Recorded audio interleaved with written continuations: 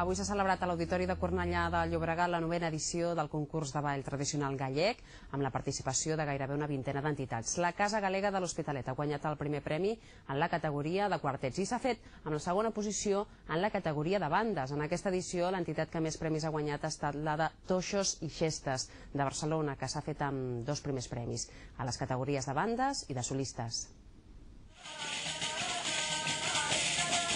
Entre actuació i actuació, els membres del grup de ball aprofiten per assajar al mig del carrer. Hi ha nervis i tensió. Però a l'escenari la concentració és màxima.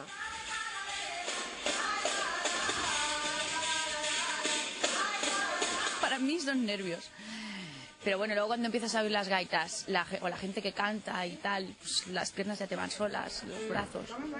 És la 9a vegada que la Casa Galega de l'Hospitalet participa en totes les categories. En la de ball ha guanyat 5 vegades. No es que tenga algo especial, lo que pasa es que somos mucha gente, hay muchos chicos, muchas chicas, y lo que importa es ir en filas, llevar bien los brazos y tener mucha alegría en el cuerpo, bailar con muchas ganas.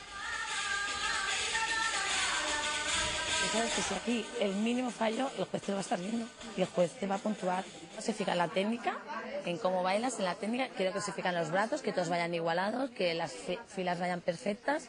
Amb la recent incorporació de bandes gallegues al concurs, el nivell d'exigència ha anat augmentant. Hasta hace unos años era a nivel de Cataluña, únicamente, de las entidades gallegas que estábamos en Cataluña, luego empezaron a venir entidades que eran gallegas pero que estaban en el extranjero también, y ahora ya se ha abierto, también puede participar los grupos que son propios de Galicia.